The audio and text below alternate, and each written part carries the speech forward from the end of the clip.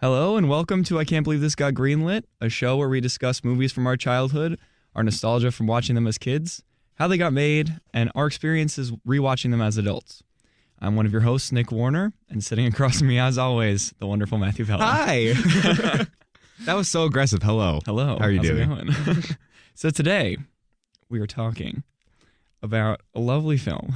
That's a word for it, yeah. So we're talking about the 2011 half animated, Half live action cult classic masterpiece, Illumination's very own Hop.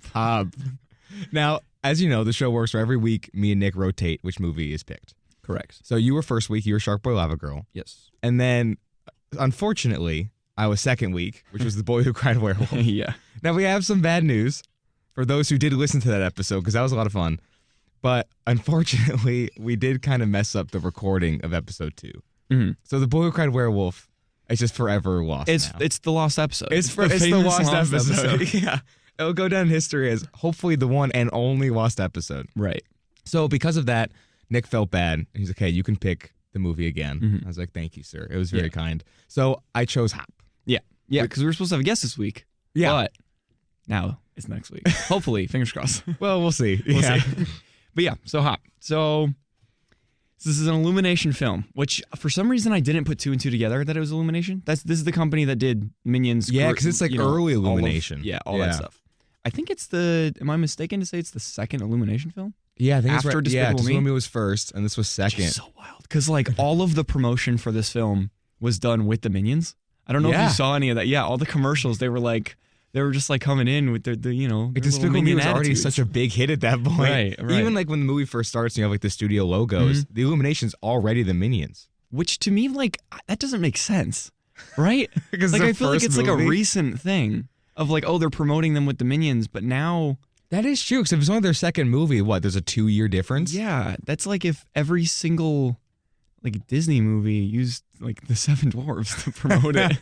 That's like if right after like Toy Story, every Pixar movie was like, Buzz Lightyear loves this film. Yeah, Buzz Lightyear's, he tells you to go watch it. They knew. I don't remember the Minions catching on that quickly, but I guess I guess they did. I think we were wrong. Yeah, I don't know. But yeah, so do you wanna start by giving us the little story of your childhood viewing of this? This was bizarre because it's one of those where Boy Who Cried Werewolf I was obsessed with. Mm-hmm. A little more than Hop, but I was still very obsessed with Hop. Right. So and no one's gonna know your obsession with Boy Who Cried Werewolf. Sorry, guys. Unless like the 3 people that listen to it. Yeah. So with Hop, I was obsessed as a kid.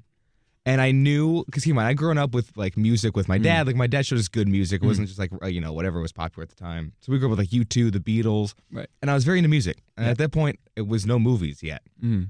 So when that movie came out, and this little rabbit that wants to be a drummer the whole time, I'm like, oh, I want to be a drummer too. And I want to be the Easter Bunny. So like, again, all of a sudden, I just became obsessed with the drums. And I got like this little like fake drum kit that if you tapped your fingers on it, it'd make drum noises. I told everyone, I was like, what do you want to be when you grow up? A drummer. And also a bunny, but mostly a drummer. Yeah, I was going to say, I went around my second grade classroom and was like... Drummer? No. Easter Bunny? I want to be Easter Bunny. I did like the fake teeth and the ears. Yeah. I'm like, guys, look who I am. So I ate carrots exclusively for lunch.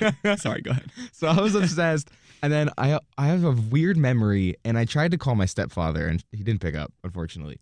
But I have a weird memory of going to Universal, like the amusement park. Oh, yeah, your favorite. It's my place. Yeah. Around the time that Hop came out. Okay. So there was like Hop stuff. Oh. Like I think like EB was walking around, and you could meet him. Serious? Yeah, it was so cool. Oh my God. I were getting like a little like Hop coloring book. Yeah. Like I wouldn't shut up about this stupid movie. So as a kid, this left a big impression. Hop was like my film. Okay. Gotcha. Yeah. So for me, I actually, funny enough, I have 2 stories. Okay. Because when I was trying to figure out my memory of it, because it rings true in my head of like, this was a staple of my childhood. Yeah. Obviously, naturally. That's why it's on the show. But when I was trying to dissect like what context I saw it in, I was like, you know what? I'll go ask my mom, my brother, anyone I could find that would maybe know. Yeah, that was around. Yeah, that would remember what my viewing of this was. Okay. And so my memory before asking them was I saw it in theaters. Oh. I saw it in theaters. I was 9 years old because it's 2011. 2011. And I saw it in theaters. I remember it being on the big screen, and I remember distinctly. This is the one vivid memory I have. Okay. I remember distinctly the credit song. Yeah, I want candy. I want candy, and I just remember jamming to getting up and dancing, just shaking my butt to this thing all the way down the steps of an AMC. Right? He's actually still banned from the AMC to this day. Yeah, it was a rough Got a picture day. of him on the wall. Yep, little 9-year-old Nick. But yeah, so I distinctly remember that, and I asked my mom and my brother Zach. Hi Zach. Hi Zach. And my mom was like, they started talking, and they were like, no, we never saw it in theaters. And I was like, where did this memory come You just make that up? Yeah, so my brother was like, yeah, we got it on DVD, and we played it similar to Shark Boy and Lava Girl on the little portable TVs on the way to Pittsburgh for Christmas, Thanksgiving, whatever it was. A road trip kind of thing. Like a road trip. We had the little portable TVs, and we would throw in the $1.50 DVDs from Kmart or whatever. And we toss them in, watch them, have a good time. So apparently that we used to watch it all the time then, and also when we went camping, and because we had a little TV in the camper, and all of this stuff, and I never remembered that at all. I don't remember that whatsoever. So you have a memory of seeing it in theaters, but your family swears. No recollection of seeing it on DVD, and yet my brother and my mom were like, no, we watched this at home exclusively. We never saw it in theaters. Which is bizarre. So I'm convinced that was my brother and my mom's viewing experience, and I saw it with my grandparents. Oh, and they took me to the theater in Ansonia, in Connecticut. So I'm to this day, I'm I remember those credits rolling on that big screen. So you're convinced you saw it in the theater? Yeah. Because I don't think I did. Now that you say that I watched it at home, I think I also had a DVD copy of it. Luckily, no 3D. Thank God. Hop in 3D. Let's make it happen. That'd be awesome. But yeah, so that was my experience with it. I have that vivid memory, which I could very easily be making up. Probably. But I know that I've seen it at least 5 times. Oh, minimum. Yeah. Yeah. Because I have to admit, when I was younger, I used to love this movie. Same reason as you. I love the music. I love the Easter Bunny thing. And I think eventually we got I don't know at what point in my life this happened, but my family we got a drum kit in my basement. Did you really? I don't know if this was at all influenced by Hop, but for the sake of the story, it was influenced by Hop. 100%. We got a drum kit. To this day, still don't know how to play drums. Yep. Never got lessons, never tried. I was will say, this is a cool looking thing. Exactly. I begged my parents for 4 years for a drum kit. Yeah. I never got it. And to this day, I got my little tap thing, and then I took drum lessons. I don't know how to play the drums. I don't know a single thing about it. I tried to self-teach with the drum kit. Yeah. On YouTube when I was 15. I was like, these have been sitting around for a while. Let me try this. Might as well. I got the basic filler stuff. Not filler stuff. Yeah, like that. Yeah. The basic stuff. And then literally as I was learning fillers, I was like, I am not smart enough for this, and I fully gave up. That's awesome. So I was like, I don't have any rhythm. I'll just stick to making movies. I have one drum experience where I was trying to learn I was trying to learn drums because of Hop, and I was trying to learn an Oasis song. Because at this point my Oasis obsession was full swing. Right. So I was like, listen, I'll learn Supersonic, which I looked up the easiest one to play. That was number one. Listen, a kid could play this without any lessons. So I went to go play it, and I got the dun dun dun. And the second you went to go change to any other part of the drum kit, I went, nope, and just quit. Couldn't do it. So you had one part fully down. I can still do it to this day. Give me a drum kit. Awesome. I can do the first 30 seconds. That's amazing. So, okay, so Hop. Right, sorry. No, it's okay. So it's the only Illumination film to mix live action and CG. Yeah. Which I find fascinating, because those movies like Who Framed Roger Rabbit or those types of movies are always interesting because, the CGI or the animation or whatever they do to get the characters in the live action element is always interesting because they're either really good or they're horrendous. Yeah. This one, I'll give it to him, was fantastic.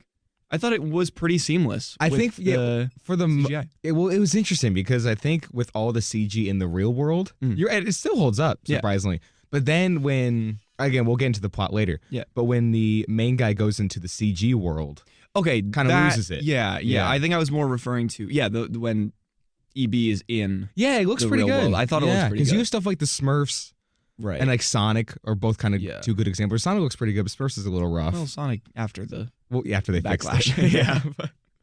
Yeah, in Hopp's defense, it does hold Right. up well. especially for 2011. The animation at that time wasn't. That's I mean, true. not the best. I mean, this is post Avatar at this point, so it's not That's like there true. is a standard. Yeah. But for an Illumination film that exclusively, I mean, they only had one movie under their belt, and it was the legendary Despicable Me. All right, legendary is So- a strong word. Well, I mean, box office wise, like Oh, this is fair, a smash fair. hit. Yeah, like yeah. this is like a Frozen level Yes. box office. At this smash. point, they were still like a well-liked, I guess, company. Yeah. So, directed by the one and only Tim Hill. Yeah, gotta love them. Which, for those of you out there who don't know who Tim Hill is, he's the director of Alvin and the Chipmunks. I didn't know that, actually. Yeah. So when I was watching this, I had this thought, like this, it was just like a passing thought. Okay. And I was like, man, this is like a worse version of Alvin and the Chipmunks. And then I kind of thought about it more, and I was like, this might be a better version of Alvin and the Chipmunks. It's a much better And version. then I looked it up, and I was like, oh, this is the same. It's the same thing as like the Spy Kids, Shark Boy, and yeah, Lava it's just Girl. his niche. Like, It's just the same looking thing, and they just do it again. do the same thing. Yeah. So this is his film. So he has a habit of doing stuff like right. this. Yeah. And other credits that he has, he's also the director for Muppets from Space. really? Yeah, didn't know that. And then both of the SpongeBob movies. What? Yeah, Sponge Out of Water and the original one. Now, aren't those well received? Like, Yeah. people really like those. Yeah, all of them. Huh. Yeah. So what happened? I don't know. Well, so I guess let's get into the budget. So again, Illumination, they had Despicable Me come out, Yeah. which I don't exactly remember the year. Is it 2010? I care. I can look I think it it was like it's the year 2010 before. or something But like anyway, that. so they had Despicable Me come out. It was a box office success. It made a ton of money. It's an icon of the parks, the studio, everything. Yeah, it's 2010, by the way. 2010. Okay, so the year before. Yep. And so they used that money, or I guess I don't know where the money came from, but they were established and they had a budget for this movie of $63 million. Ooh. Yeah. Okay. So that's a lot for a budget. Yeah. At least for this kind of like, it seems like it's a low level film. Do you know what I mean? It doesn't come across like what was it? You said 68? 63. 63? It Yeah. does not come across as 63 Right. million. It grossed, because remember we talked about last episode, or I guess 2 episodes ago. Oh, yeah, rest in peace, Boy Cried Werewolf. Yeah. Shark Boy and Lava Girl episode. The rule of thumb is if you double the budget, you pretty much make all your money back. Yep. Yeah, That's for breaking marketing. even. Yeah. So this movie made $184 million on a $63 million budget. So it grossed a Yeah. fair amount. It turned a profit. But the fun fact that I found was that it's the lowest grossing film from Illumination in history to this day. Really? This is including The Grinch. I was about to say, The 'cause the animated Grinch Grinch. did not Yeah. do well either. No. I'm fairly certain that this is the lowest grossing Illumination Which film. is probably why they never stop. did a live action animated thing again. Because Right. they did it this one time. The reviews weren't great. And sure, if they didn't make a lot of money, No. shut it down. Yeah. Well, they made a good amount of money, but because Illumination is such a staple, yeah. it's like, I don't know. And I feel like, again, as a kid, I feel like everyone knew what this movie was. And Well, yeah, that's the weird thing. Because about all these movies that we're talking about. because not only did I remember Hop was pretty popular amongst like kids my age. When I say to like just people in my college life, like, hey, what movie are you doing for the radio show this week? I'm like, oh, Hop. Everyone knows it. Yeah. Like, oh, like the cinematic masterpiece? Right. And I'm like, yeah, that one. So it's weird to think that this didn't, I mean, it turned a profit, but not a lot. Right. And I'm convinced that a lot of it has to do with it wasn't received critically well, like in Yeah, that's theaters. true. And then by the time it hit DVD, like it was still a big like DVD era, Mhm. like DVD, Blu-ray, et cetera, et cetera. Everyone wanted like a hard copy of their films. Yeah. And I feel like a lot of the reason why our generation kind of knows it is a lot of our parents were just like, you know what? Let's go get this movie. It's a fun Easter movie. They released it on DVD. Let's watch it. Might It's as fun and well, lighthearted yeah. and whatever. And you got it. And now everyone knows about it. Well, they're probably like your parents. Throw it on the car on these exactly. long drives. And you got like, it's like the era of like the SUV with like the exactly. drop yeah, down, with the like, drop down the little TVs. TV. Yeah. But yeah, I don't know. It's an interesting thing that will probably be a recurring theme on the show of low grossing box office, but still rings true Yeah, in they're a like lot of these- our minds. Yeah, these little almost like So- sleeper hits amongst kids our age. Exactly. Right. So I have a note here. Basically, CGI is pretty good. Yeah. Right? We noted that. And all things considered, it was done by one company primarily. So not like the 11 of From Shark Boy. Yeah. And the main guy who did the CGI on this did almost all of the character design for Ice Age. Oh, which, by the way, it's a good that makes episode sense. for us. Oh, Ice Age is coming. Yeah. That's on my list. But yeah, so he did a lot of the designs for Ice Age, and then he came on and did most of the CGI work for this, which is interesting. Yeah, which makes sense if you think about it. Because Ice Age still is one, again, holds up pretty well. Mm-hmm. And so another thing about this movie is it had a video game release for the DS that got released with the movie. Yeah, it did. Which is interesting. They had a Doodle Jump crossover. Do you remember that game? Oh, yeah. Oh my God, I played that. Do you remember the crossover? Yeah, I do. I had the So DS do I. game and the cross. Oh, it used to unlock so many memories. And they had a Build-A-Bear EB available. I remember that, and I remember wanting it. Right. And I never got it. I never even really knew like the premise of Build-A-Bear until I was like 15. What? So I just What took never so long? Like I knew the premise, but I never bothered with it because I was like, I don't want to go in there. Oh, That's that too was much my of a jam. hassle. Yeah. That's still my jam. That thing's awesome. A couple more interesting facts I found about the movie is that so the voice of EB ultimately went to Russell Brand. Yes, famously. But a couple other people that they were considering for the role, James Corden. Oh, that would have been the worst. which I think is funny because some years down the road, he voices another rabbit in a live action animated film. Oh my God, it's like he the does. Peter Yeah, Rabbit. he does Peter Rabbit. Yeah. He also went on to play Cat. Right. In that movie that I definitely didn't forget existed. That will probably eventually make it on the show. Yeah, probably. Daniel Radcliffe. Really? For EB? Mm-hmm. Now, by considering, do you know if that means they actually like offered it to him, or they were just like, hey, he would be good for this role? I feel like it's a, hey, I feel like he would be good for this role. Okay. And then they reached out to his agents, and they were like, no, Absolutely he's preparing for a movie, a role in a Weird Al Yankovic biopic in 12 years. Yeah, it'll come out eventually, we promise. Because also, Daniel Radcliffe, trying to picture him as EB is bizarre. Because post Harry Potter, he's done all these weird indie things that, like, you can tell he just picks projects he loves. Right. So I love the idea of him reading Hop from Illumination. Right. And being like, this is my next one. This is how I follow Deathly Hallows. That's awesome. And then David Tennant. Wow, really? Yeah. They really like the accent thing, don't Famous they? Doctor. Well, yeah, it's a British thing. It's definitely a British thing.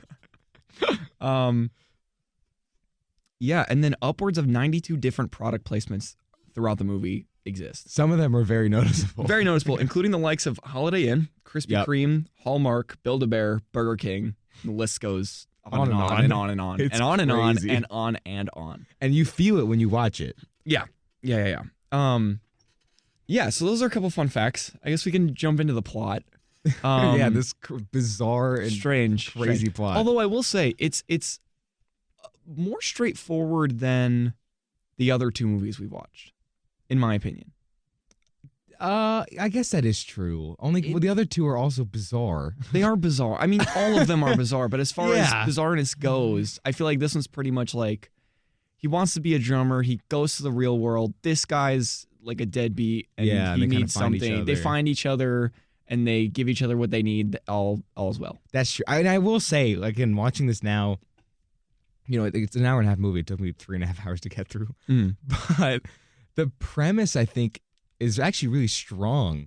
And it's kind of heartbreaking because I feel like they didn't live up to it. But when you think of like Santa or even like Halloween, those have more like black and white, cutthroat. Hey, here's what these are. You know what I mean? Hey, he's got a sleigh and he delivers gifts. But for Easter, that's kind of up in the air. Like Easter Bunny is the only set thing, and like eggs. You know what I mean? Right. So the idea of like, hey, let's break down the lore of like the Easter Bunny. And I was gonna bring this up. It's kind of a cool idea. Yeah, you know what I mean? Because there are few and far between as far as Easter movies, like just For proper. sure. Yeah. And then you get into the whole like Santa thing. You have 100 million different versions of the lore of Santa, who he is, what his deal is. Yeah. Like you are just born knowing that. Yeah, exactly. But as far as Easter goes, you're kind of just like, oh, I don't know. I wake up, I eat some chocolate, and there's like a bunny that like poops in a basket and gives it to me. I don't really. What's the going deal? on? Yeah. And like, does he have friends? Like, does he? I don't know. Where does he live? Like, what is this guy's like backstory? Yeah, like even if you want to hear about the origin of Santa, it's like Right. Saint Nick, there's an animated movie that you could watch. Literally, yeah. Like multiple of And them. now you got Violent Night, That pulling too. like the PG-13 twist on it, and like it's just a wild thing. And I guess like they kind of, well, no, because even in like the Santa Claus movies, they kind of touch on like Jack Frost. Yeah, they do. And they do all like winter the, what is things. it? The Sandman? Yeah, Sleepy there's guy? something like that. And then like They don't really touch on the Easter Bunny at all. nothing, Do they? nothing. That's And the strange. Christmas movies even expand. You have like Heat Miser and Snow Miser and Right, all right. that. Frosty the Snowman, Rudolph, but Yeah. nothing with Easter. I feel like I do feel like we're gonna get flack after this. We're probably forgetting one like major Easter movie that we're I guess. What do you mean? But yeah, I can't really think of much. But anyways, so the movie opens up with a narration, right, of how we're about to find out how this guy Fred O'Hare, O'Hare for Bunny Rabbit, Easter Foreshadow. Bunny, oh my god, he becomes the first ever human Easter Bunny. Yeah. So this is where, when you mention weird plot, this is where it's literally like over like a black screen or like over like generic shots, and you're like, what? What? A guy Like is from gonna the get-go. become the first human Easter Bunny? I guess like yeah. the only. This is the like origin story we're getting. What? What's the problem? Why? What's up? So we cut to, which I think is the funniest thing, that they live on Easter Island. We just mentioned that. Right. You have to get. That's the origin. That's where he lives. Yeah, obviously. Easter Island, obviously, yeah. with all the heads. I don't know what the. And actually, proper that name was is. one I told you. It's so funny you said Easter Island, because actually I forgot like our childhood experiences with him. I wanted to become a drummer, and I also was obsessed with Easter Island after this because I didn't think it was real. Right. So I remember like when I first I don't know, probably went to my stepdad's office, and because I didn't have a computer or a phone, and I was like, hey, can you Google something for me? And he's like, what, little Matthew? That's what he called me. And I was like, can you Google Easter Island? And he's like, oh, you mean the actual islands? I was like, what? And like all of a sudden, Need to go now. I was like, what do you mean? Let's get on a plane. So there's Easter Island. Yeah. It sounds so cartoonish. That's like having like Christmas Island. Like there's no way that's real. Yeah. It's a real thing. Yeah. How is this never been brought up when we talk about Easter? I have no idea.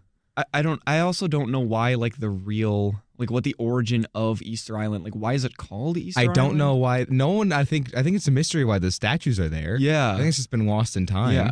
But so that's interesting because they're EB and his dad. So the main character voiced by Russell Brand is EB, Yes. the initials of Easter Bunny. Yeah. Genius. So Very on him the nose. and his dad, who is the actual, like, the capital T, the Easter Bunny. Yeah. They talk about how EB is going to kind of like take over the throne, essentially. Like, Yeah. his dad's like about to retire, Getting old. and he's getting old, and so they're out on Easter Island. They're kind of establishing where they live, and they get into an elevator. But the elevator is one of the, I think it's pronounced Moai. Those are the actual head, like the statues, The real life heads ones. Yeah. So they get into one of the Moai, and it's an elevator for the bunnies. Yeah. It's And a so they take secret. the elevator down. And yeah, so we find out that he's the Easter Bunny, and he has these little chicklets, like chicks Yep. for servants. They're meant to be like elves. I'm guessing. Right. Yeah. And they hand him this Servants. like egg scepter. So I forgot about this. So the egg scepter. So we understand, like, okay, this is like the guy. Big man in charge right Yeah. here. So EB sees the factory for the first time. This is like his take your son to work. Yeah, day he's like a kind kid of at thing. this point. It's Right. not Russell Brand. Right. Yet. Oh, yes, right. Yeah. That's true. I made a note where it was like, they make the candy in a real like Willy Wonka type of way. They really where do. It's this big like goofy factory, and they have like these like presses, and they like just press the chocolate together. But then when the little arms like come apart, it's like perfect. It's It's glorious. like no like residue. Nope. Like they don't have to clean up. Like everything is made so beautifully. Which, by the way, is such a good start to this movie. Mhm. Like I was sitting there, and the first little narration's weird, Yeah. and then they have this cool factory, and it's a secret on Easter Island, Right. and you're like, I see how as a kid, I'd be like, this is awesome. Right. The factory is very fleshed out. Yeah. It's vibrant. It's alive. Like it feels alive. It feels real. Like it's incredible. It's like the perfect, not to rag on Willy Wonka, but Willy Wonka, you can do that. That's allowed. I'll allow it. Willy Wonka is beautiful. The whole factory is beautiful, but there's like a hint of like scariness, which is there on purpose. But with this one, it's just like a kid's dream. Like every candy you want, they make it. It's right there. It's flawless, like you just said. Yeah. Like this is the best start to any kid's movie I've ever seen. Incredible. Yeah, incredible. Like fantastic. Like genuinely, actually, really good. Right. So then. Carlos, which is the Easter Bunny, EB's dad. This is like his main, like his right hand. Number 2. Right. Yeah, he's me. He's a chick. Yeah, you're the Easter Bunny. I'm Carlos. Did we ever establish what the dad's name is? Was it ever like spoken, or was he just like, oh, hi, Dad? Hey, I think he's calling him Dad. I think he's calling him the Easter Bunny. Yeah, I don't really know. I don't know either. But anyways, so he's kind of introduced in like an immediate negative way. Yeah. Because EB goes to like steal some of the candy. He's like, oh, what's this? Let me try some. He's chomping. Yeah. And then Carlos basically like swats his hand and he's like, no, you are not allowed to do this. Like he's like, absolutely not. We do not eat. Exactly. This is my factory. Don't touch this. And so immediately you're like, ooh, there's something up with this Carlos guy or this Carlos chick. Keep an eye on Carlos chick. Yeah. So the dad says that mistakes are like not okay. He's very like efficiency is key. Being the Easter Bunny is no joke. Exactly. And Carlos, you find out, is very upset about EB's life of privilege. Yeah. And he's upset that, you know, he's a bunny and he has this privilege. He's the Easter Bunny's kid. And there's a clear, like, dichotomy of bunnies versus chicks. Yep. Like, there is a clear, like, hierarchy. It's a bit strange. It's very strange to think about. Because it almost seems like are these chicks getting paid? Exactly. And like if so, like how? Like again, watching it as an adult, you're like, what's going on here? Yeah, as a kid, it's just like, yeah, the chicks are evil, whatever. Right. But then you're right. It's like this. Oh, are the bunnies kind of the bad guys? It's like, just nepotism. It's just straight up nepotism for millions of years. Yeah, and the Carlos is over it. He's like, it's my my time. Hey, I've been here forever. Yeah, worked, for no pay. I'm assuming. Mm-hmm. I want to take over, which is fair. Yeah. I'm kind of on Carlos' side a little bit. A little bit. It's kind of like the whole Peter Pan, Captain Hook thing, where you rewatch that as an adult and you're like, dude, Captain Hook was the good guy. He was correct. He was absolutely in the right. Yep. And Peter Pan is like the worst human being on the planet. He's a menace. He's a misogynist. Like it's awful. That's exactly what Hop is. Yeah. Hop is just Peter Pan. So then we cut to the real world.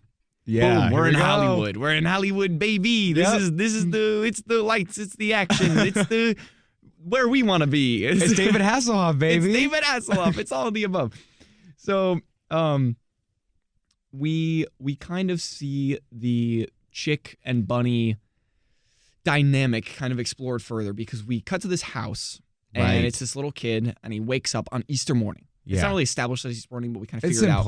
It's implied. We kind of figure it out because he looks out his window and he sees essentially Santa's sleigh, but it's the Easter Bunny sleigh. Yeah. Correct me if I'm wrong, but isn't it not shaped in the form of an egg? It is. Yeah. Yeah. So the Easter Bunny, which is EB's dad, is just like on Dasher, on Dasher, but it's all chicks. It's all the chicks. And there's like hundreds 60 of them. Yeah, there's a lot. So many of them.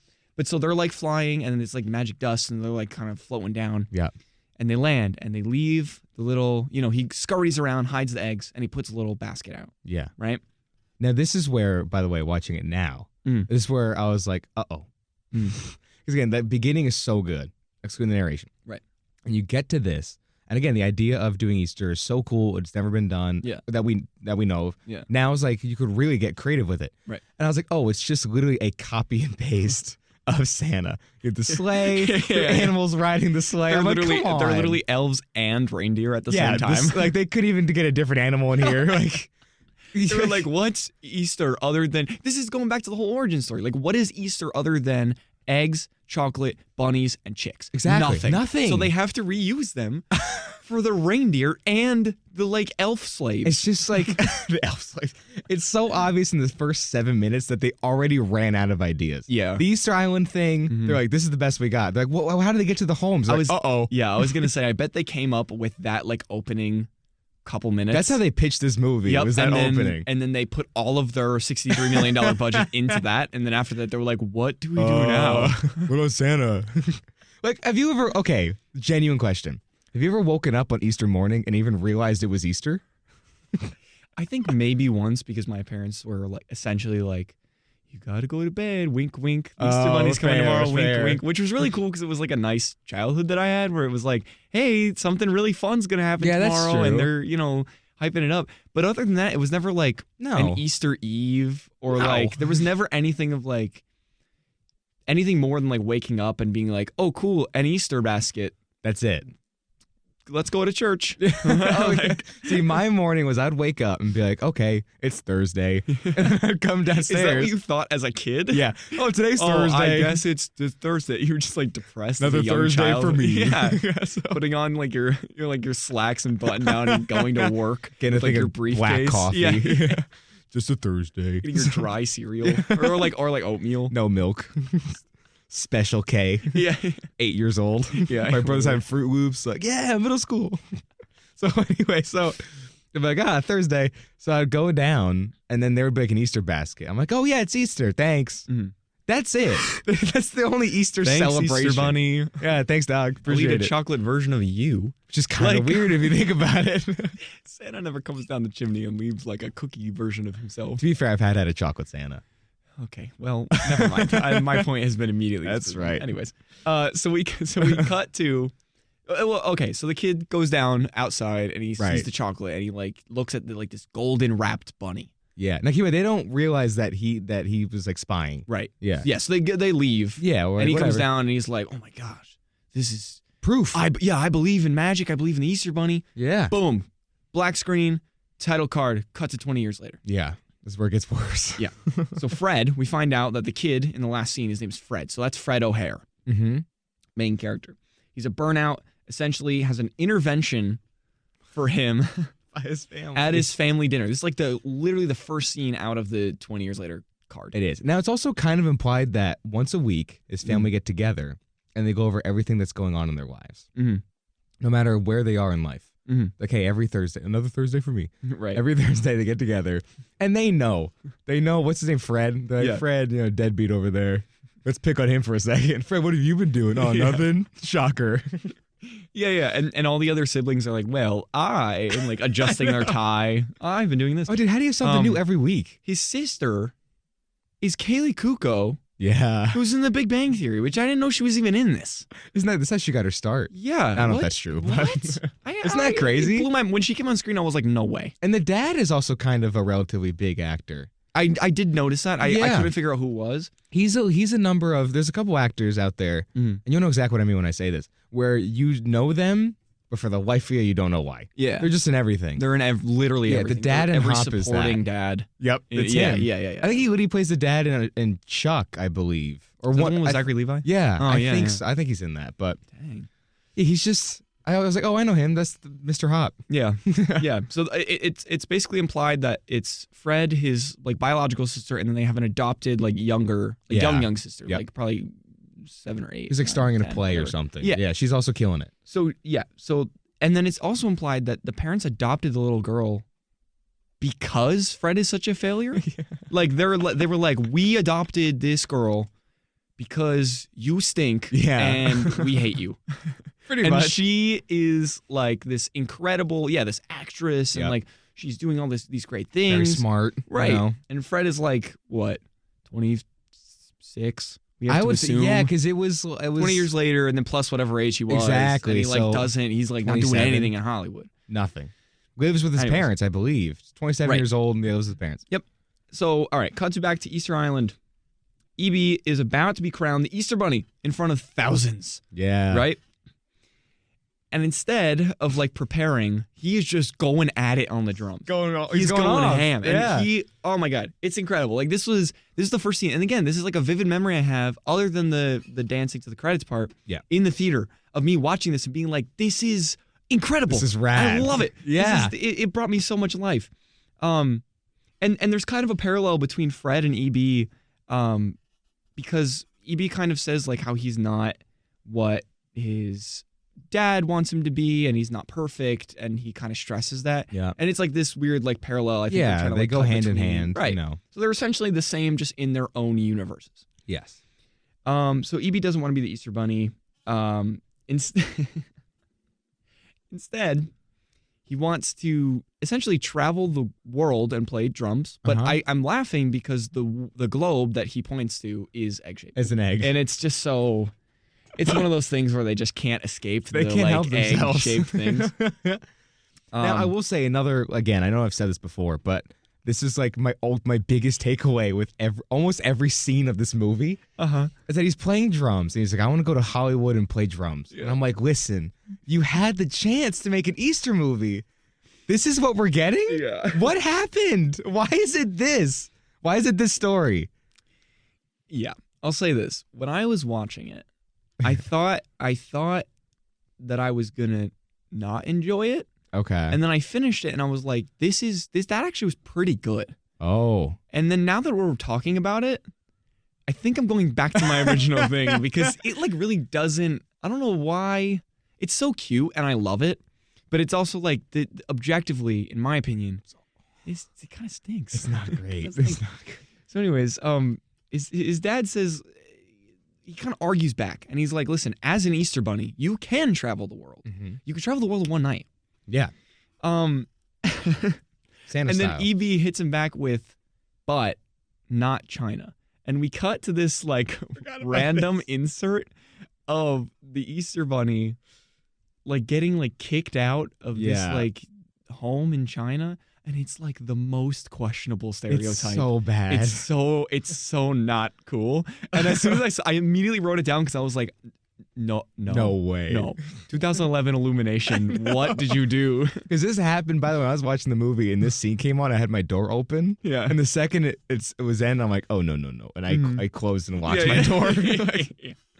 Because you got the accent. Just everything it's so bad. A whole scene. It's interesting. But so then they get into this whole fight, and then he's like, his dad's like, all right, you got to come get crowned. And EB is like, not today. And he jumps through the quote unquote rabbit hole. That's funny because it's a rabbit hole. Yeah. And he gets to Hollywood randomly. He pops just out. makes it. Yeah. And what do you know? Fred lives in Hollywood. Wait a minute. Hang on. Hold the phone. Hang on.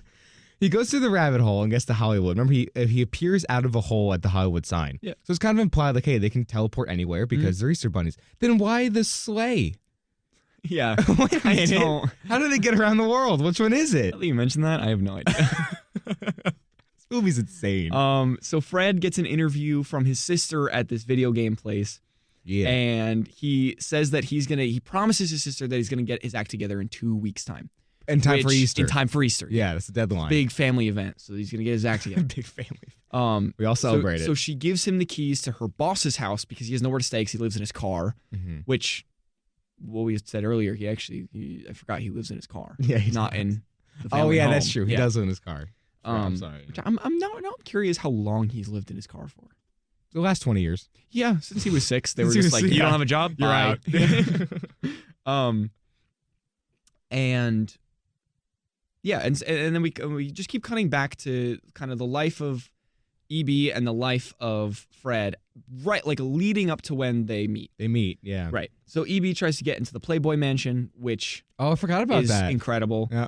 And there's like a montage of him walking through Hollywood trying to find a place to stay, and that was it Every Rose Has Its Thorn was the song, which was so I was cackling. I was cackling. And then I don't know if it like the music cuts off when this happened or it's like right after, but Fred hits EB with his car. Yeah, right. He's coming up to the house. Smacks him. Yeah. Essentially, he gets knocked over. Yep. Seems like it's dead. Fred gets out. He's freaking out. He's like, oh my God, I hate this bunny. And then EB speaks. Yeah, he speaks English. And he speaks full-blown English. And Fred is losing it. Yeah. But then he finally agrees to let him stay in the garage of the boss's house that he's staying. Yeah. Because EB kind of plays it up like, you ran me over my car, you're going to kick me out. Really? Yeah. You know what I mean? Yeah. So, cut back to, Easter Island. The Easter Bunny finds out that his son is gone, and Carlos kind of brushes it off, and he's like, someone else could take over. Exactly. Like, if you need help. But Mr. Easter Bunny Man sends out what they call the pink berets. You don't mess with them, man. 3 female bunnies with pink berets, and they're like essentially ninjas. Yes. Now, before we move on from the pink berets, just real quick with that Carlos and Easter Bunny scene. It's another one of those where it kind of doubles down on the this is kind of questionable. Of Carlos comes up to me, he's like, hey, if you need help, I've been here like for years, I can do it. And my memory is that the Easter Bunny straight up laughs in his face. He's like, hey, thanks for lightening me up, buddy. That was a good joke. Pretty much. I think he's like, a chick can never be the Easter Bunny. Yeah. And I'm like, that's pretty much what they establish. Yeah. He's like, you guys are nothing. He spits on him. He smacks him and walks out. Hits him with the cane. Exactly. But I don't know if you picked up on this, but the Pink Berets have this dope theme song. They honestly do. And it's like written for the thing, and it like says Pink Berets like it's like one they're of on the the coolest case. parts of this whole movie. Yeah, it's the coolest like little montage thing ever. I like felt so I like wanted to run a marathon after that. I was like, I feel so pumped up. Yeah, exactly. But so Fred is attacked by these scary dogs at the house. Right? Yeah. And then he comes back in after that, and he finds that EB kind of destroys the like forbidden master bedroom upstairs. Yeah. Which even Fred is not supposed to be up there. Yeah, Deadbeat Fred. Yeah, Deadbeat Fred, which is an awesome name for him. Thank you. Is not allowed to be up there. And Kaylee Kuko's character, I could not remember her name.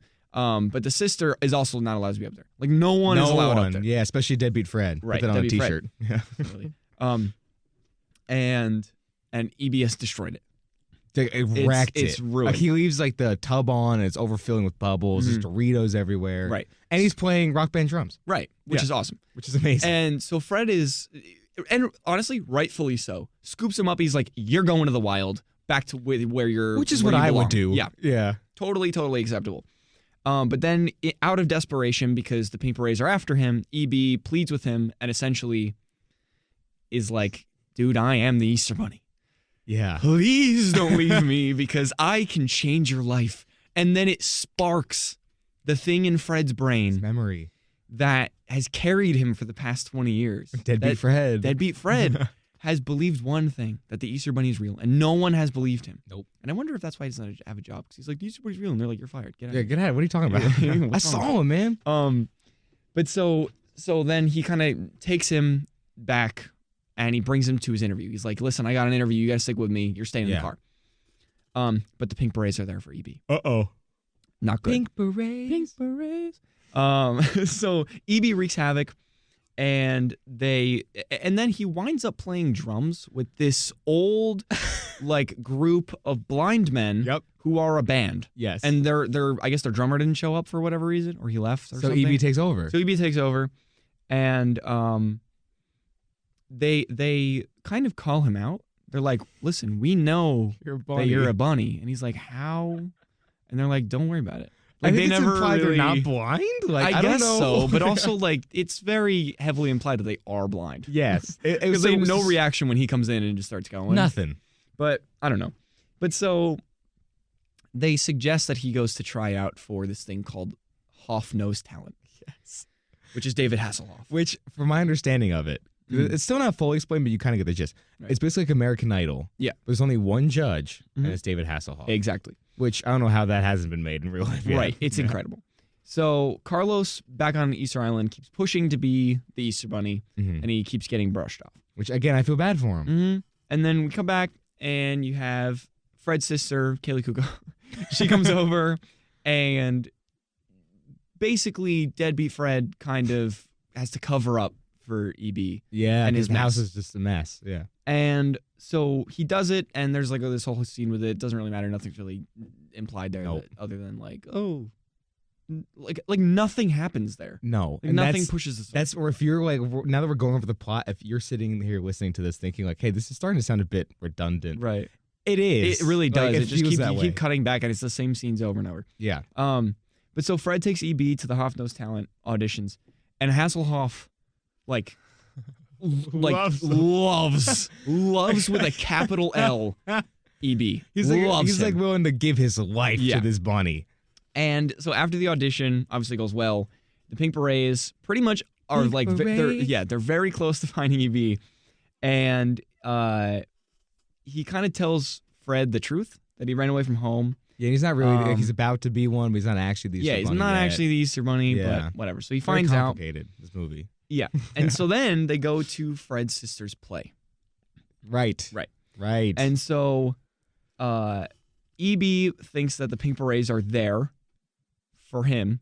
Yeah. And he runs onto the stage, and turns out it was just a couple of the actors in the back of the room with the scary light on them. Doesn't that sound so funny? Right. So funny. I was cackling.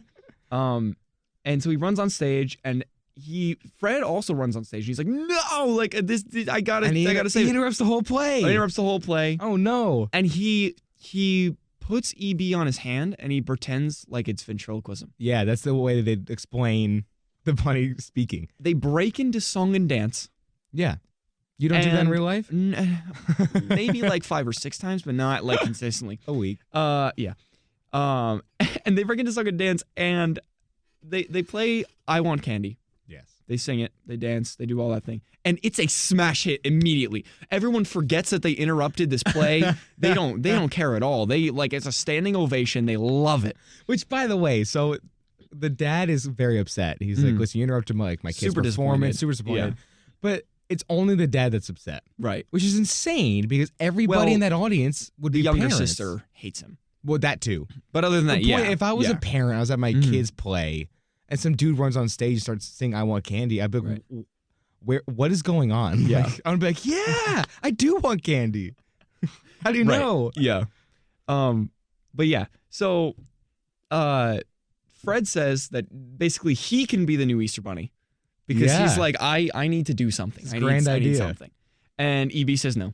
And then back on Easter Island, Carlos rallies the rest of the chicks to revolt against the bunnies and become the first ever Easter chick. Here we go. This is it. Again, I'm rooting for. I'm Team Carlos. So there's a Fred training montage, which I think is so funny, to become the Easter Bunny because eventually they're like, let's work together. We're gonna get you to Easter Bunny. AB's like, how could I say no to your dreams? You gave me to this David Hasselhoff thing. Right. I'll hook you up. Right.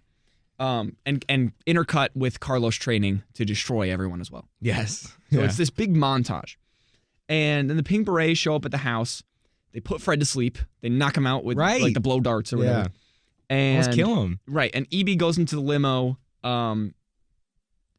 basically to Hasselhoff's thing. Yep. After faking his own death. Like he evades death and he goes and goes to Hasselhoff.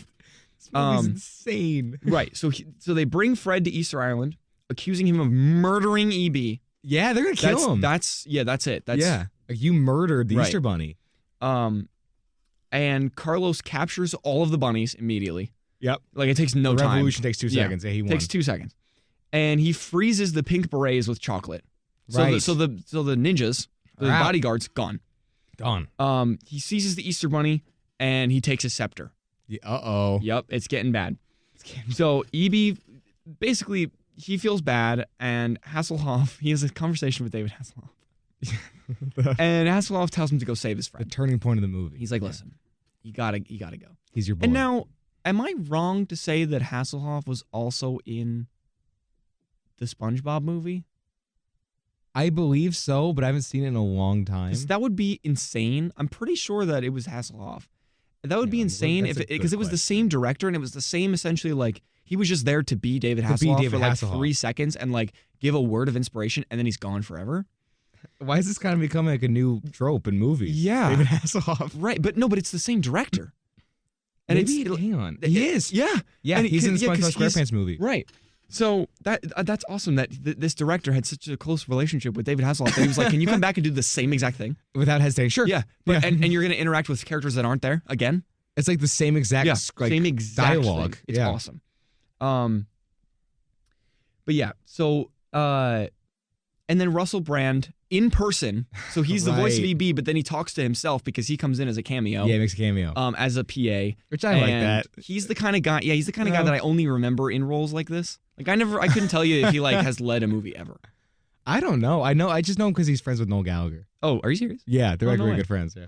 But yeah, so then EB comes back to Easter Island, gets captured by Carlos and his minions.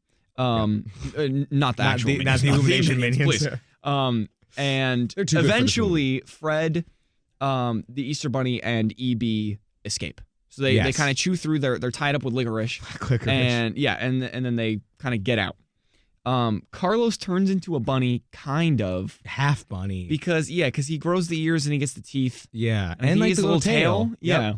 Yeah. Excuse me. And he kind of knocks out EB to get to the Easter sleigh. Yes, right? The Big Bad Santa Easter sleigh. The Easter sleigh, not the Santa sleigh. Yeah, I like the Easter sleigh. I think that we're trademarking that. So Another Phil, t-shirt. which is one of the chicks, with a pretty bad dancing problem. So throughout the movie, he's kind of irrelevant. But anytime music comes on, this guy's dancing. He can't help himself. It's almost like a disorder. He's leading the takeoff, so he has like the little takeoff batons. Yeah, and like for the sleigh, the Easter sleigh, and hashtag Easter sleigh. And EB hashtag Easter sleigh. And EB plays the drums to get him to kind of misguide the sleigh, causing it to crash. Yeah, he knows. And EB swipes the scepter back. Yep. EB and his dad apologize to each other, yada, yada, yada. Fred and EB are pronounced co-Easter bunnies. Yep. Which is awesome. Good for them. And then at an Easter brunch kind of later, so happily ever after, basically. Yeah. And then at Easter brunch, Fred's family kind of makes fun of Fred's outfit and his job. And then they immediately take it back because they see the sleigh and then he flies away. He flies away. Talking bunny. But it's almost comical how quickly they're like the scene starts and 30 seconds later, like it starts and they're like, "We hate you. You look goofy. Like your job is stupid." And then they see the sleigh and they automatically believe him. We love you. Immediately they're like, "Oh my God, you're the Easter bunny. You're the Easter bunny man. Easter bunny man. Easter bunny man." Yeah, and it's just crazy. In 2 seconds. But so and then we find out that Carlos is essentially Rudolph now. Yes. So he's like the head. He guides the sleigh. And that's it. That's the end of the movie. They fly off, the end. And then the credit scene, my favorite part. They sing "I Want Candy." Again. They're dancing. Yep. It's the best. So that's the movie. Oh, you forgot something? Did I miss something? There's an end credit scene. I missed that. You missed the end I credit turned scene? the movie off during the credits. Because I checked. Because I remember there being something at the end. Yeah. So the end credit scene, it's so bad. They go back to China. They No double way. down on the China scene. Oh, boy. And it's Fred giving the same lady an Easter basket. Yeah. But now the basket's all like stereotypical Chinese things. Oh, my God. And she loves it. That's insane. He's like, see, all you needed was a human touch. Oh. And then What? then it ends. That's wild. I was stunned. I didn't even know they did post-credit scenes in those movies. They double down on it. That's wild. Well, anyways, final thoughts. That's insane. Yeah. Also, watching this now that we're 21, I really struggled. Like way more than I thought I would. Yeah. Like again, it took me 3.5 hours to get through. Even the big final act, I was doing my laundry because I just couldn't do it. Yeah.